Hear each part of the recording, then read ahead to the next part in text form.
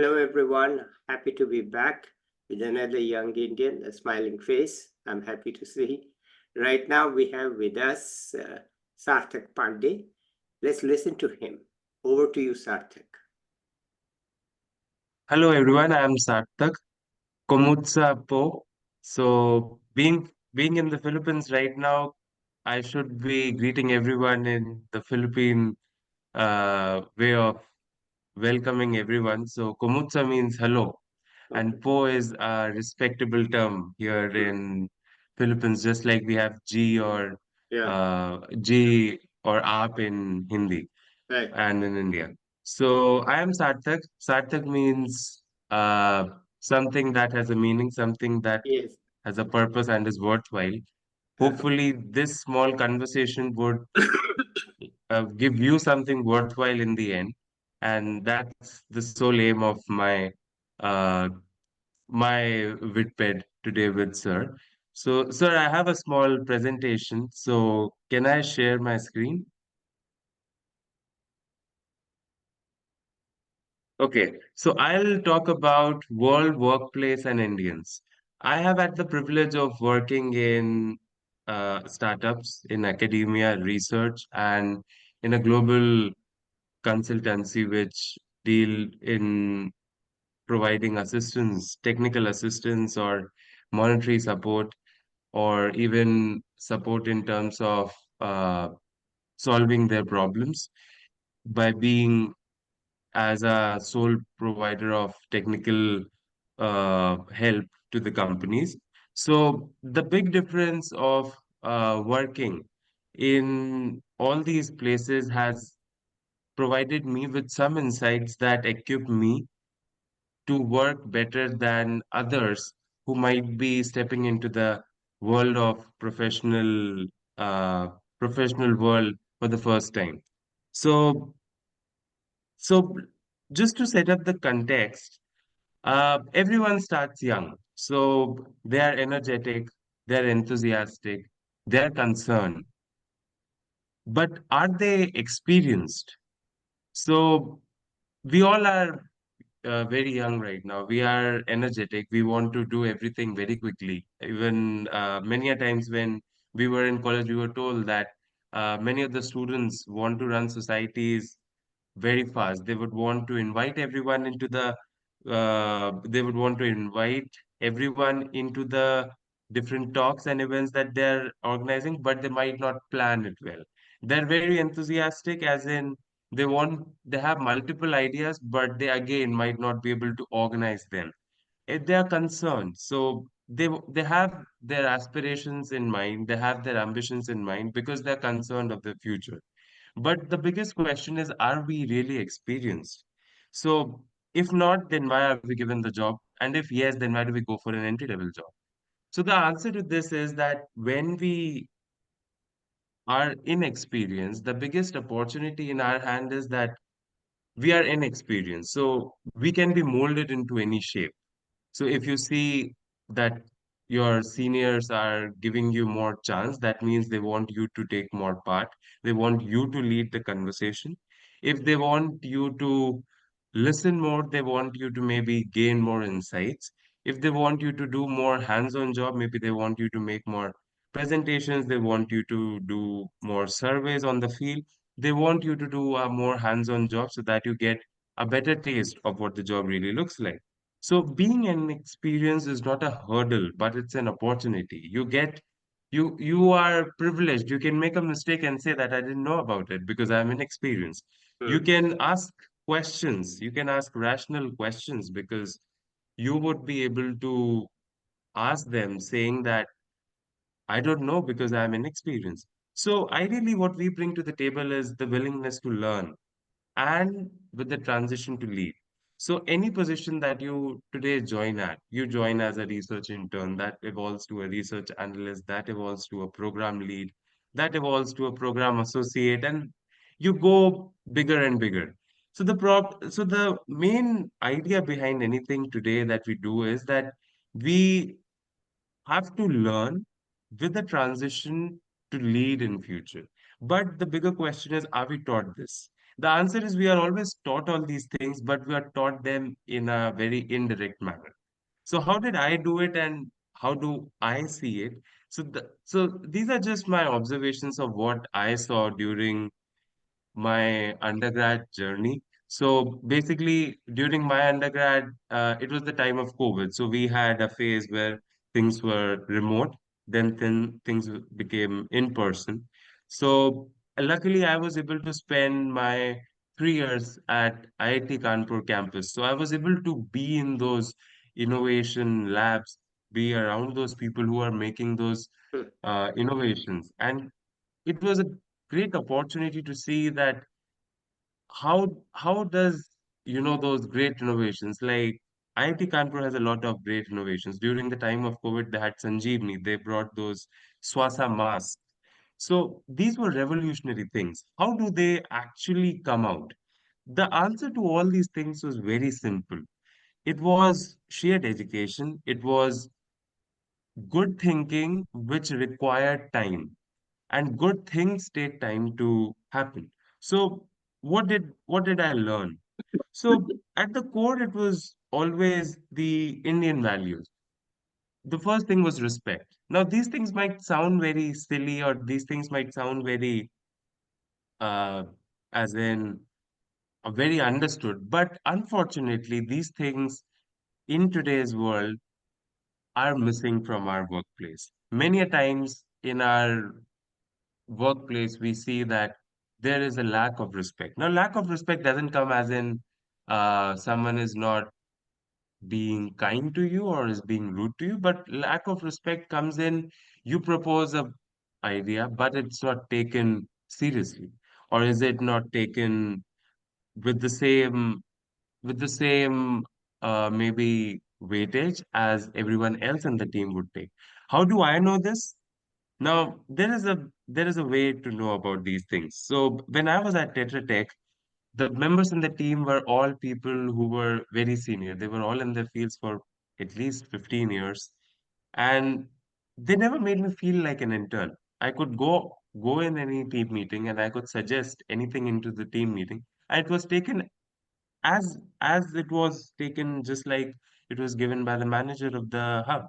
So always respect opinions, always respect feedback, always respect what the other person is saying. Think before you set some points to in against those points, because what really happens is maybe you are being rational, maybe you are being more proactive, mm, but it might not be as evident as it is evident to you to the other person.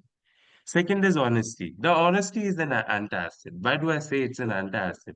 Now, honesty is as in many a times what would happen is people would make a mistake. Now, a mistake could be in, like, for example, you made a tracker.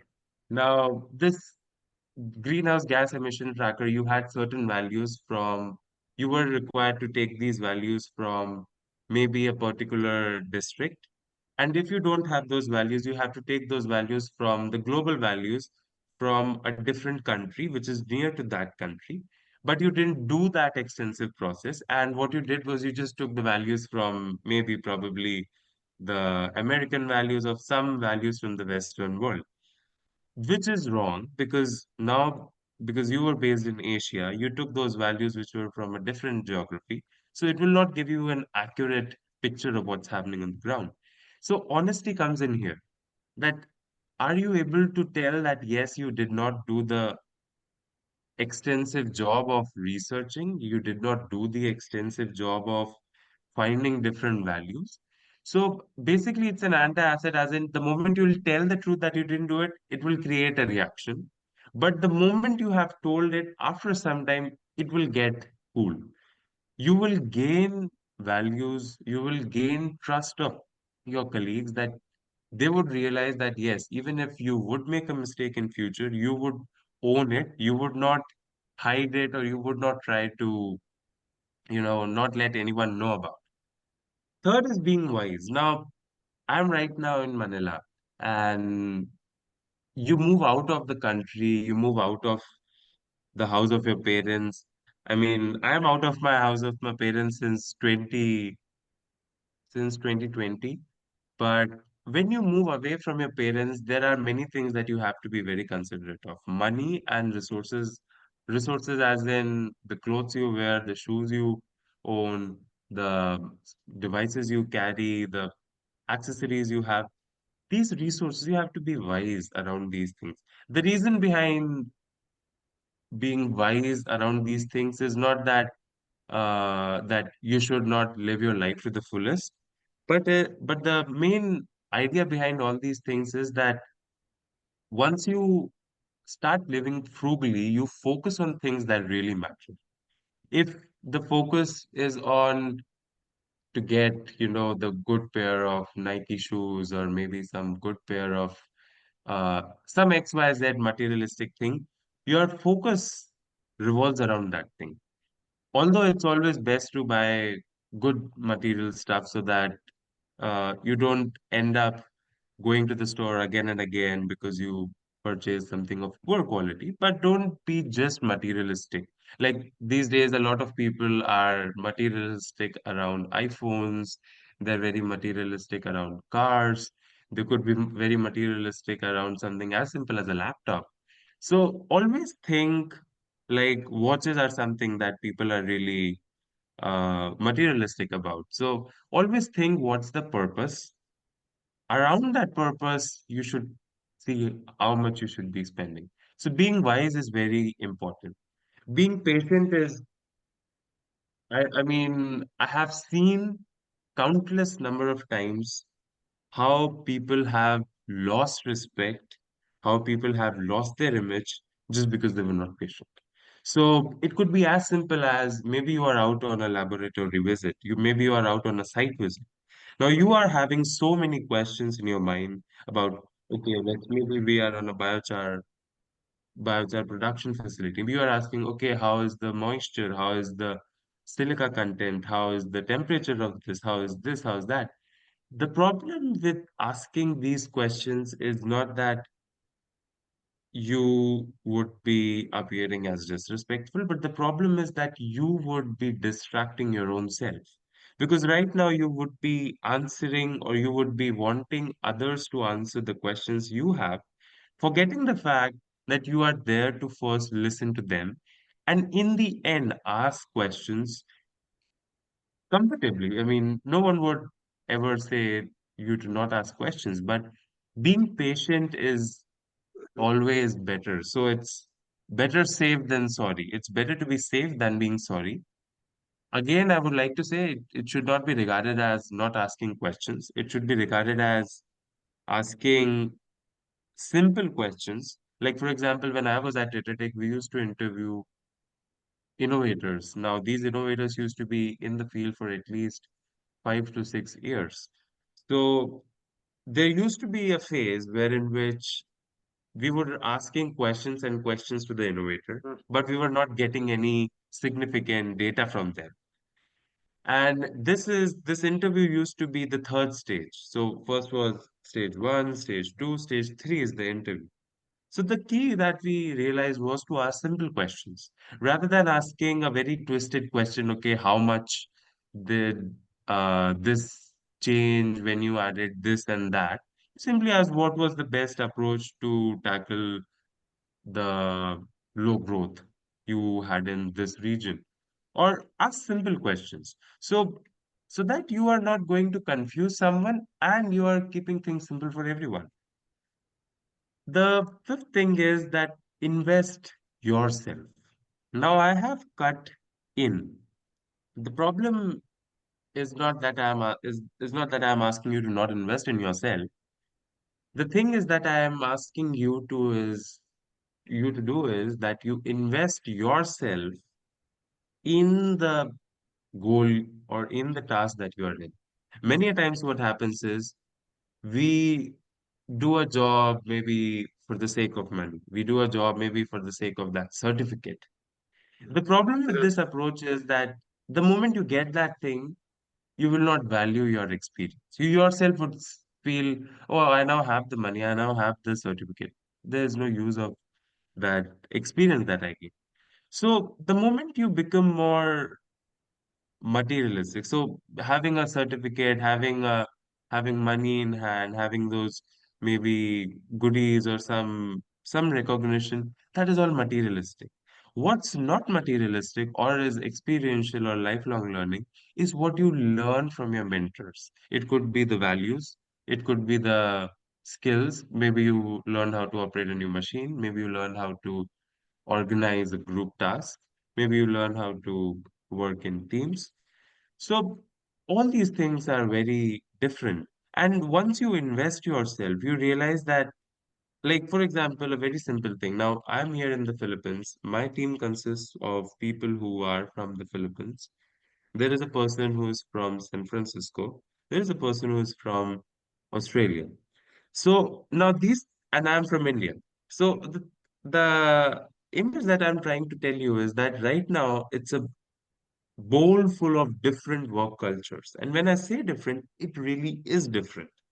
And you have to realize that unless you invest yourself, unless you invest yourself, or if you are just behind the money or you're just behind the certificate, you would not be able to make success out of it because you are behind something that is not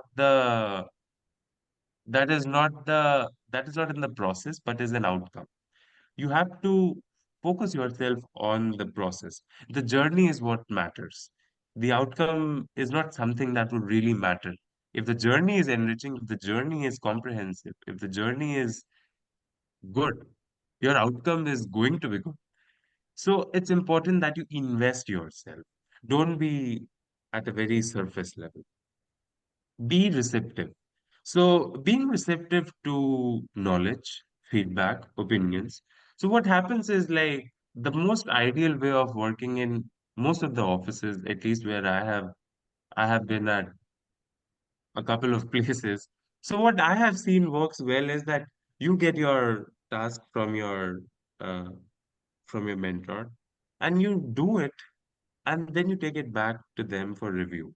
You get the feedback, you make those amendments, and you take it back again. And if there is any need to do any more change, you do it. Otherwise, it's good to go. Now, you have to understand that the feedback on this is not a feedback on your skills, it's a feedback on what you present. Many times, people would not be ready to listen. Now, a very simple example I can give you here is like someone made a deck. Now they made a presentation on, let us say, how to improve the growth of the LinkedIn page by some XYZ material, or how to improve the management of the team through XYZ management tool like Asana, Monday.com, or something XYZ. Now the problem with the approach could be that maybe the person who made the presentation doesn't know what skill or what's the level of understanding or technical or digital, well-being of or digital understanding of the team. So maybe the mentor tells, okay, you have to incorporate that tool, which is simple. Now, many a times it could be taken in a wrong sense. It could be taken in a sense that, oh, you don't want to use a complex things because maybe you don't want to get the highest efficiency. You don't want to track things very well. You have to be receptive to what is being told. And a lot of times, what happens is that elders know what they're talking about. We, being young, look at things from a single perspective. Like, for example, if there is a trip, there is a very famous destination in the Philippines called 100 Islands. Now, if my mentor wants to take five of us to 100 islands, and there are two people who say that we want to go to a different place. There are two people who say they want to go to a different place. The mentor has to realize that, okay, these two people say they want to go that place because they like it. The other two say they want to go there because they like it. But I have to see what everyone likes because not everyone might not be good at swimming, not everyone might be good at maybe surfing. So mm, I have to accommodate everyone's need. That is what a manager, that is mm, what a leader mm. has to do. So be receptive, be more diverse, be more open, and think, look at a thing or look at a statement from more than one perspective. I would like to share an instance. So, what once happened was that we were in a team meeting and there was this event, UNESCO event that was going to happen in Thailand. And basically, we were going to invite a couple of our own innovators to that event. But we didn't know how many were like how many tickets we could get. So very quickly, someone said that, okay, we can just ask them how many people are eligible to go and take part. But then I had this supervisor whose name was Susmita, and I always admire her for her very smart and inclusive thoughts. She said that rather than asking how many slots they can provide, better approach would be to tell them we have these six people who are innovators, who are scaled up firms, and they would like to attend your event to gain better perspective and to network better. So once you take any problem and provide solution upfront to anyone, they would be more receptive. Rather than saying, how many slots you have, I have six people, you can give just four. Okay, so we just remove two people. So rather than looking at it from that perspective, you should be more as in, okay, can we make this happen? So always be more receptive. You have to think it beyond, you have to think beyond what's visible. And to do that, you have to be really very, very observant. You have to be very, very patient. Now, the order of these six values is something that I have given in easy to hard manner. So, respecting someone is solely dependent on you. Honesty is solely dependent upon you. So, all these values, so you see, being receptive is very hard. Many times people are not receptive. They would get angry or they would not take it positively. They might not invest themselves. They might not be patient. So you should always look at these values and you should go step by step so that you don't. I'm not asking you to change yourself. Everyone has these values. It is just that the the amounts, or we can say the balance between these values is different. And the higher we cherish these values, the higher we, I would say, harvest these values, the better it is. So I would, this is just a small story time. So one of my professor, I remember when I started working with him in 2022 January, he said, Sarthak gets the job done. So I would often wonder that why does he say this? So he told me one day that they were basically setting up a new lab and he needed equipments for like he needed microscopes, he needed chocolate assembly, he needed beakers, and he needed a lot of pH meter, he needed a lot of stuff. The problem that he was facing was that because his PhD students were all busy in their research work, and all his most of his administrative staff was busy in some other works, they were not able to get a good number of vendors. Now, being at IIT Kanpur, you get the advantage that because there are already so many labs, you would have a database of some vendors available. The only reason why they were not able to get it was there was no one who was bridging that gap from database to the lab. So I bridged that gap, and all of this happened in merely 3 or 4 days. I asked the person, okay, how many vendors do you know about them? So they gave us the vendor list. We gave all those vendors the list of equipments we needed. They gave us the quotes. We did a comparison, and then we chose, okay, this guy gives us the best price, best value, best facilities, very old, very reliable, and and now he is the person whom they are buying the equipments from. Another professor said that I make good minutes. So one thing that I am very fond of is making minutes. I would make minutes of a meeting and I would mention everything. So what one thing that I have uh, seen or I have understood is that unless you write something down, you're not going to do it.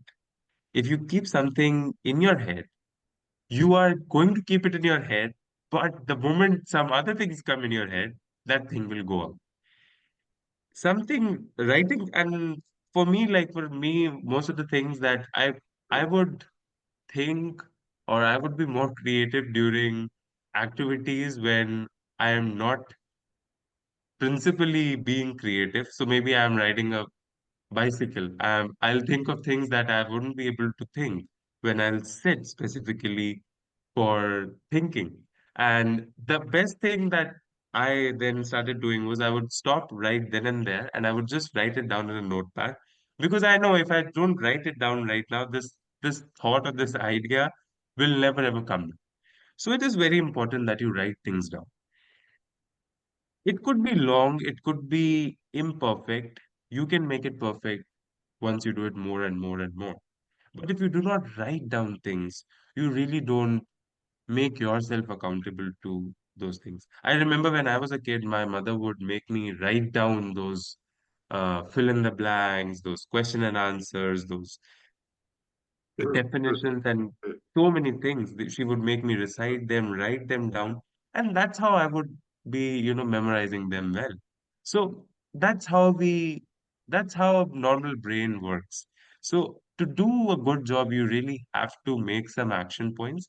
Action point comes from having summaries, mm, and summaries come when you actually write down things, and you mm, not just simply nod and mm, add to the discussion, but you also note those things down. mm, Bess was my manager at Tetra and he once said that when you give something, you would think of what Sasmita would ask, of what Yogita would ask, of what Asmita would ask.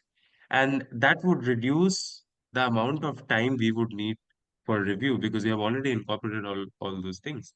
Now, mm, this was something that I learned in the very first startup I worked. It was Saptak Rishi. It came on Shark Tank season one. They did not make through the deal, but he, the founder used to say that whenever I say something, you should be able to get its head and tail, even though I just tell you the bottom. That's how you you become mm, efficient. That's how you become, mm, that's how you own the task. And once you start doing that, you become that go-to person who would get things done in the most perfect manner, in the most mm, reliable and in the most correct manner, accurate manner. mm. I have two incidents to share about. Yeah. So back in 2023, it was May 1, Labor Day, and we were coming back from Goa, and there was this person from the USA. So the program that Tetra Tech was managing was a food nexus. It was a 5-year program, and basically we were in the South and Southeast Asia region, and we had 38 companies whom we were managing. So they Mm, had all come to Goa for a regional convening to network better, to get sessions, to unconference sessions, mm, and do a lot of interactive sessions wherein which the management people from those companies, or maybe even the executive people or senior employees of those companies can come and learn and network better. So there was this person and who was from the USA Secretariat, and his passport was coming from Washington.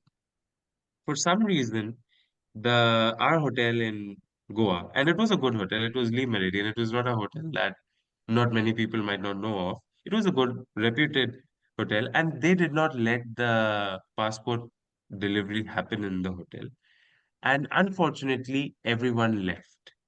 Now, the only person in the India team that was active was me because all the other teammates, because after the convening, the hub mm, went off. The hub was having its closure period of mm, 2 weeks. So mm, there was no one to work with. And our manager was with this USA secretariat person, mm, and his passport is now stuck in Goa. And if he doesn't get the passport, he was in Nepal with one of his passport. The passport that was coming from Washington, D.C. had the visas for Vietnam, Cambodia. Now, if he doesn't get the passport, he cannot make the next two visit to the next two countries. And if he doesn't do that, he would not be able to do the assessment of our work that we did. And the problem was that they all left on 27th of April. And somehow it was like Saturday, Sunday, no one works. May 1 was Monday.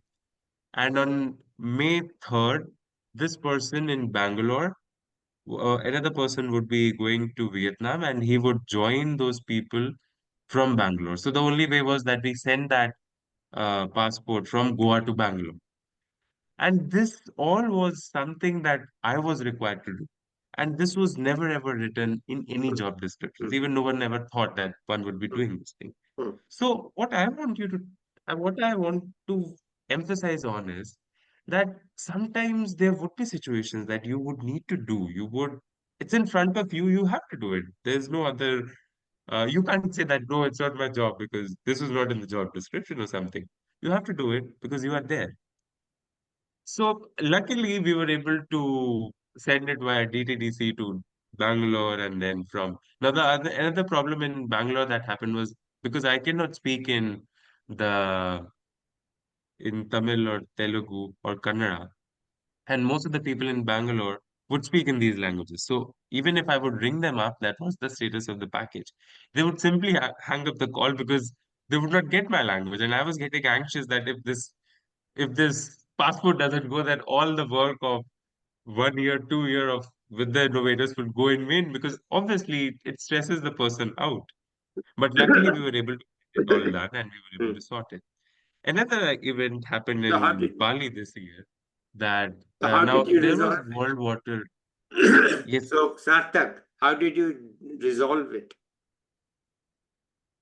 so we resolved it only by communication. So Mm, there was this one person in Goa. mm, So we asked him to send it to Bangalore, ferry to Bangalore via flight. My first thought was that the best thing that we could do was one person just takes the passport and drops it, gives it into the hands of the person in Bangalore. But then the problem was that they were not able to do it because there was no one from the team or even the hotel was not able to send their employees out. So the only thing was that I had the hope that it'll happen, and then continuously nagging all those delivery operators that mm, where is it? Please deliver it, please deliver it, please deliver, till finally it gets to the point where we can, get it in our hands. mm, mm, So it was more as in communication, being persistent, and that's it, being mm, hopeful because that's the best we could do at that time. Another event happened in Bali this year. So there was World Water Forum Week, and all the hotels in Bali were full. We had our speaker who was coming from Singapore, and all the rooms were empty. The hotel was preparing one room, which would take 1 hour. And in 1 hour, it was his session already to go on the stage and speak. Now, what would you do? There are all these people who are there, and I was the one who had reached the same day as everyone else, as the speaker had, but everyone else in the team had already been there since 2 or 3 days. So the best thing that we could do was I quickly took the decision that I would empty the room and make the room we would let that person take the room and they can just uh, restock all the supplies in the room and let that person take the room because he is our speaker. We cannot get the room because the new room is being prepared, but we cannot wait for that long because the speaker has to be on the stage and he has to take a bath or he has to freshen up and all those things. So again, now no one told me to give up my room. I had my mentors, I had my seniors who were there, they didn't tell me that you have to give your room up. I said that this is the best thing that we can do. If we don't do it, we just can't be standing with hands folded and let this person frown. So these are the things that you have to do sometimes to salvage the situation in order to make the best that you can. And no one will tell you all to do all these things. You have to be active, you have to be proactive, and you have to make compromises because that's the only thing that you can do to, solve the situation. So the learnings were, I have written the names of these people whom I have made, like connections of life now. So Professor Ramkumar always used to say that it's always we. In a team, you always work, whatever achievements you get, it's always we. Even if you did all the work, doesn't matter. You'll always say we. You'll always give credit.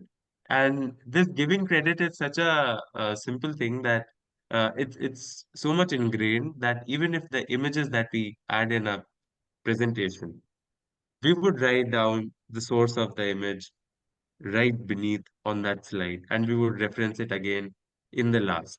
So, giving credit should be something that is ingrained in us. People think that grabbing credit or not regarding someone's effort is just, oh, it's fine. No, it's not fine. When you do it, the person feels good. You make your team stronger and closer, and you make your team stronger. Sasmita always used to say that you should own the task. The very first thing that you should check once you are given the task is to check the deadline. When do the person needs it? You should think beyond the scope of the assignment. So as I told you, like getting slots for your innovators should not be based on how many slots they have, but should be based upon how many slots you want and how you negotiate around that. You should do your research in and out. So it could happen that there is an expert who is suggesting something different from what you read at different places. Do your work properly. Don't interfere in what they say. Don't argue with them. Present your opinions, present your thoughts, present your research in and out.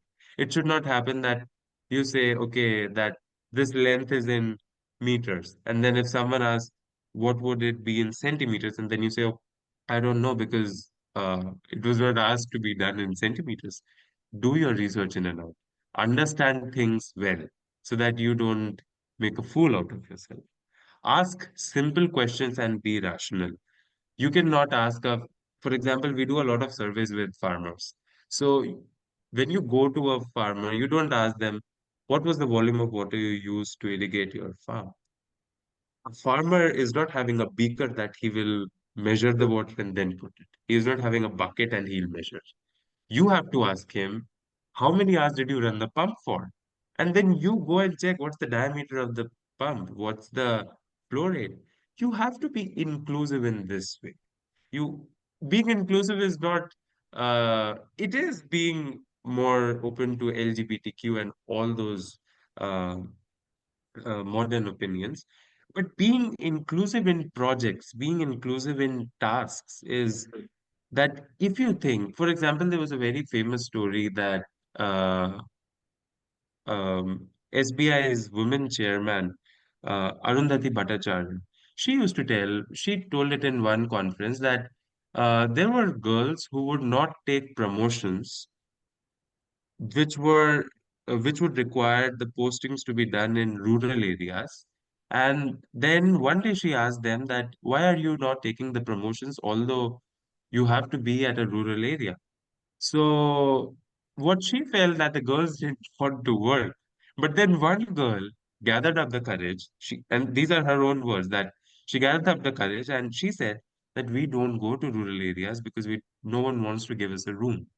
No one wants to give rooms to single girls who are working in rural areas, and it's not safe for us. Then she realized, okay, this is a problem that is something that she never thought of.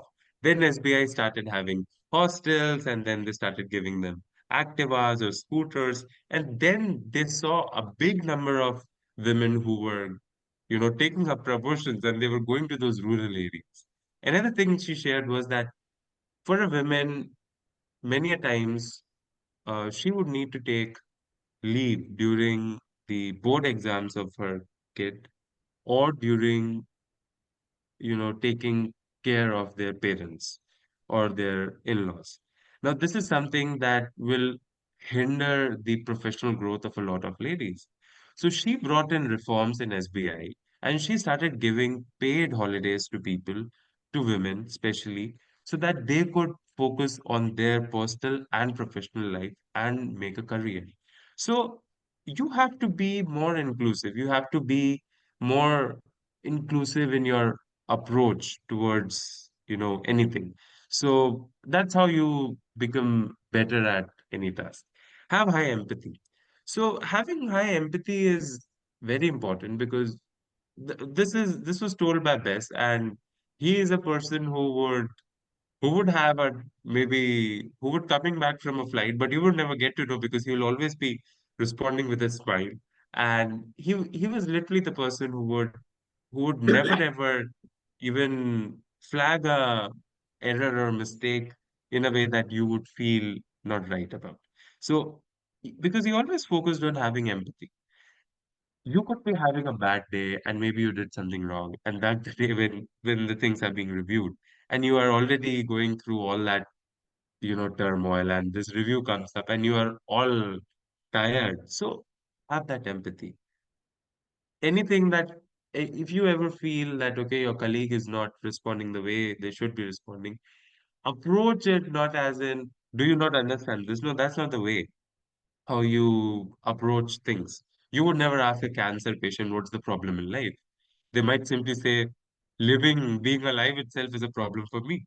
So you don't want to aggravate the situation, you want to help them. So have more empathy.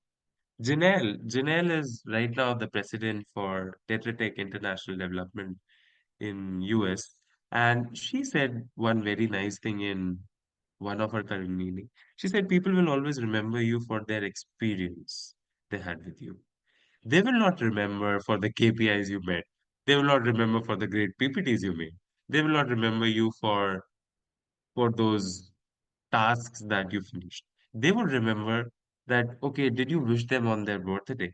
Or did you make something special for them? Or did you connect with them better? People remember experiences. No one in the world would remember what the plethora of achievements they had. So always focus on giving and providing an enriching experience rather than being solely focused on things that are more objective, that are not human.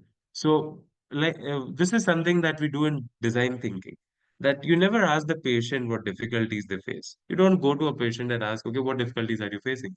That's the most rude way and that's the most inappropriate way of asking anything from a patient. Because if he knows what difficulties he is facing, he would never come to you to resolve those difficulties. So these were the learnings that were there. The good memories were that work was always being done, connections for life were made. So all these people are my mentors, and now I can always, at the back of my mind, if I feel something is not going right here and there, I can always go and ask them that, can you guide me on this? So once you do your job properly, people will come out of their ways to help you out. Realization of what good practices really are and how they seamlessly integrate. Good practices written in a chart in a company does not mean that they are there. It just means they're there on the wall. Good companies would integrate those and you would feel them. You would feel them being reflected. Less is always more and simple is always tough. This is something that I have learned in a very hard way. So keep things to the bare minimum and keep things as simple as you can so that you don't have a hard time explaining it to the other person and the other time doesn't have a hard time understanding because it's just too much. And this last line was always told by my principal that in this world only the busiest have time and the other have time. Only the busiest people in the world will have time. The other will never have time. So you have to realize that if you say to someone that you are busy and you don't have time, then you really need to reconsider that are you being busy or are you just giving reasons to not being able to organize your time? As Sir says, some recommendations for policies and strengthening our education system. I feel that India should focus on strengthening the value systems of the society. That itself will fill many loopholes and will build a stronger India. I feel even in a good education system, if we always find students cheating or we always find students being, tired of the workload they have, with a good value system, they would know how to cope these things. With a good value system, they would know what's right and what's the right approach. So, and these are some things that are never openly taught to any child in the country. If they are lucky, they would have good parents who would teach it to them by their actions. And if the child is very smart, they would understand it from the action of their parents. But otherwise, it's very difficult. Most of the people from the working class, the parents are working, they don't have enough time. They would just wake up in the morning, go to the office, the child goes to the school, evening in the they'll have their dinner, and next day the thing again repeats. And in the weekend they'll just sleep or sometime. So the life is very busy, as people quote it. So we should focus more on our value systems of the society. Another thing is that we should make our teaching methodologies more hands-on. Rather than memorizing those formulas, or rather than memorizing those different case studies, it's better that we make people, or we force the students to apply those and present case studies from the real world and exhibit that they understand. For example, Professor Rangan Banerjee, he is currently the director of IT Delhi. He does a course on energy economics on NPTEL, and his course, no one so far has been able to get anything above 70% in NPTEL. And even when he used to do the course in IIT Bombay, no one could really do the course or easily, because he had made the course so exhaustive yet enriching and comprehensive. He would have debates, he would have case studies, he would ask the children to model the energy analytics, and so many other things to involve the children. So make things more interesting, because today the world needs demonstrated skills. I was reading somewhere on LinkedIn the other day that there were six people. One was a CA, one was a BCom graduate, was having some experience. One was just a third semester student. And out of those six, just two people were selected. One was a semester third student, and one was a person who had experience.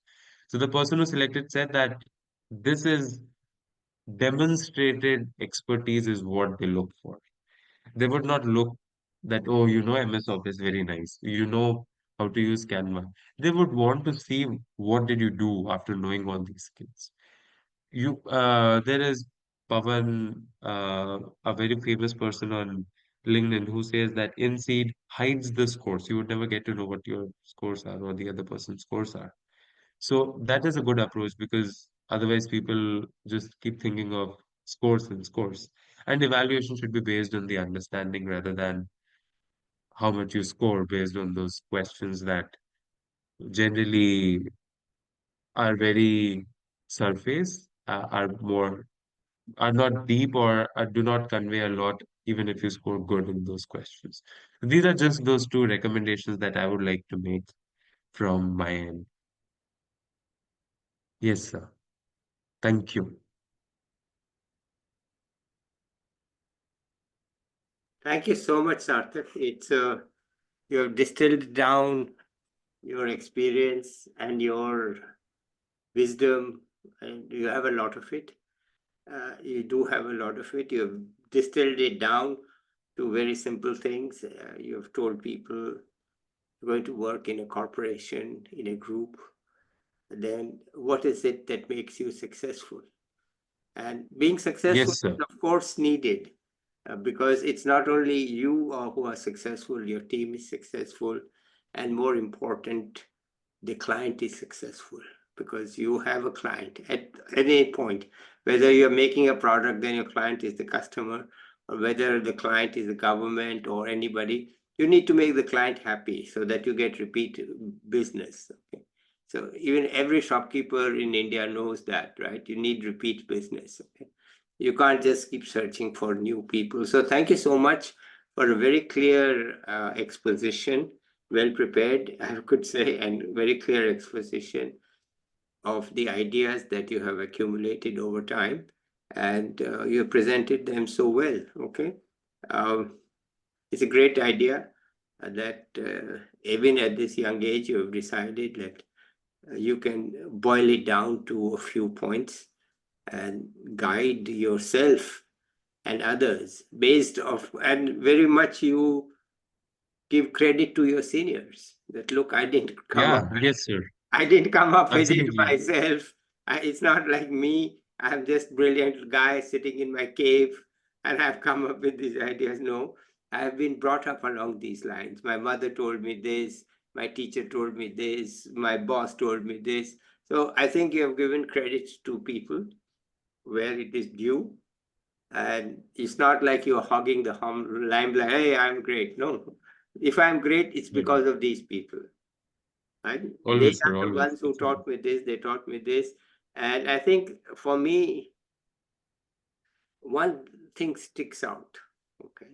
And many things stick out, but I don't have the time for all of them. But one, that do what has to be done.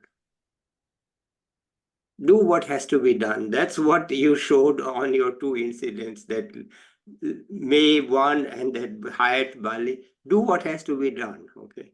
Get the damn thing done. Okay. Yes, sir. Get it done. Okay. And you said you're one of the guys said Sarthak gets the job done. I think that is a key message for me, that look, for young people, that you can look at your what do people call JD, job description. You can look at your role in the team, but in the end your role is very simple: get the damn job done.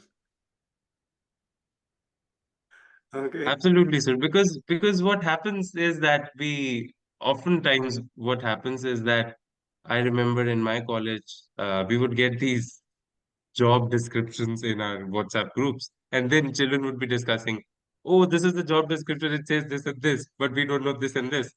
So any job description is never going to be the that cookie cutter that you have to be in this thing. Mm, mm, It's just a brief about what you need. Many a times I have seen that the job description says you need 1 to 2 years of experience, but they hire someone who has no experience and they yeah, learn it over the job and they maybe do it better than uh, a person who had experience. Because with experience comes some bias, some opinions that hinder. So even like at Tetra Tech, like this position, this was initially meant for MBA students. It was not meant for someone who was doing BTech. So when I joined Tetra Tech, I was in my sixth semester. So it was no way that it was more as in we just did it and then it turned out to be great. So just just I doing very what much. just doing. Let me tell you my one similar kind of thing. Once when I was a consultant for the World Bank, my boss and I were going to hire somebody from Denmark. The government of Denmark was going to pay. So we had to go there to interview. And I had written the job description. And the job description and qualifications, they said, what the heck is this? I said, don't worry, it's right. And the job description was, the person will do what we ask them to do. And the qualification, Absolutely. the, As simple as that. the qualification was must have a bachelor's degree and must be seriously interested in working in rural Africa. So they said, Yes, sir. Yes. if this is your job description, I said, trust me, we will sit through. The Danish official said, I will sit through the interviews. You're going to interview 10 people, I'm going to sit through them. And at the end of it, they said, okay, I understand why that is your job description, because you don't know what you're going to do. I said, yes, we are Yes, going sir. to do Yes. something which we also don't know. We need somebody whom we can trust, who will get the job done. How they will get the job done, I don't know, because I don't know myself what my job is. So we Yes, sir. actually had a Absolutely. good time in that. Well, thank you so much, Sarthak. I have a next person already trying to sign in. So thank you so much. Please send me your Thanks a photograph. lot for the opportunity, sir. Okay, I so let mean, me this end it is here. Okay. thanks a lot, sir. Thanks a Okay, lot. let's end the job. Salamat po. Thank you, Okay. sir. Yeah, okay.